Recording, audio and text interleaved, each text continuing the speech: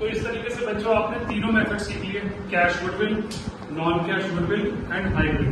अच्छा, एक और चीज होती है, कभी कभी जनरली आपने क्वेश्चंस में देखा होगा कि जब आप प्रॉफिट शेयरिंग रेशियो कैलकुलेट करते हैं, सैक्रिफाइसिंग रेशियो कैलकुलेट करते हैं, तो दोनों या तीनों ओल्ड पार्टनर्स का सैक्रिफाइस आ जाता है।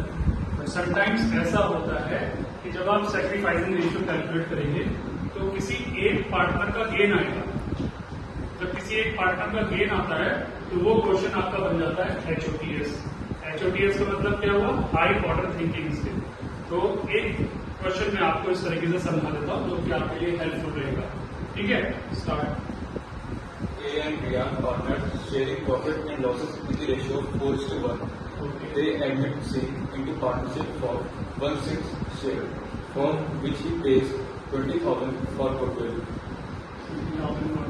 Okay. A, B and C decide to share future profits in the ratio of 3:2:1 respectively. If the necessary journal entries. बिल्कुल सिंपल सा क्वेश्चन लग रहा है आप देखिए। A and B are partners, profit sharing ratio 4:1. They admitted C for 1/6 share and C will bring 20,000 rupees as a share of goodwill. And their new profit sharing ratio 3:2:1.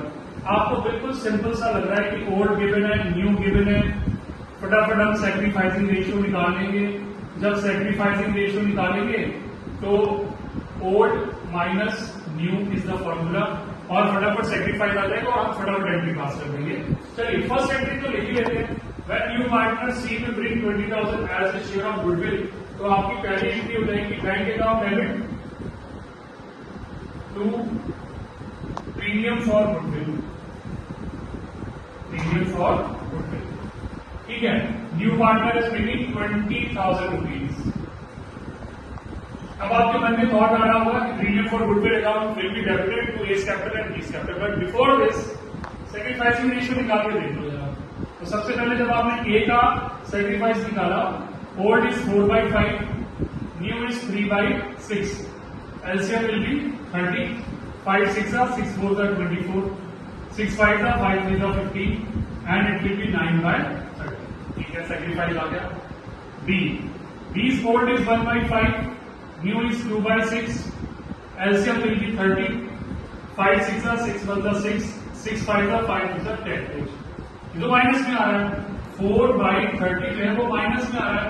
तो जब आपका result minus में आ रहा है and you are calculating sacrificing, तो that means ये आपका गेन आ रहा है। आ गया? मैंने अभी आपको यही बताया था कि अगर किसी ओल्ड पार्टनर का गेन आ जाएगा तब आपको क्या करना है। तो जिस ओल्ड पार्टनर का गेन आएगा अब उसे भी गुडविल ला करके देनी होगी। किसको? जिस पार्टनर ने सैक्रिफाइस किया। तो यहां पर सैक्रिफाइस किसने किया? ए ने किया। एक तो उसने सी को एकोमोडेट किया, दूसरा बी का शेयर भी पहले से ज्यादा बढ़ गया।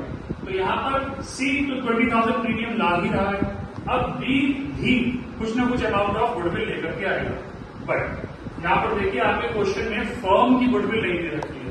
अगर फर्म की गुडविल दे रखी होती तो बी का शेयर बहुत इजिली निकल जाता है। बट एक क्लू दे रखा है। क्लू ये दे रखा है कि C share is 1/6 and he is bringing 20,000 as a share of goodwill. तो हम इस 20,000 और 1/6 की हेल्प से पहले फॉर्म की गुडविल निकालेंगे और फिर उसके बाद बी शेयर। ठीक है, for 1/6 share goodwill equals to 20,000, for 1 share it will be 20,000 into 6/1, that will be 1,20,000। ये बच्चों फर्म की गुडविल हो गई 1,20,000। अब आप तुरंत बी का शेयर निकालिए। Please share of goodwill will be 1,20,000 into 4/30, 34 4 4 16। ठीक है, तो बी 16,000 रुपीज गुडविल ए को देगा।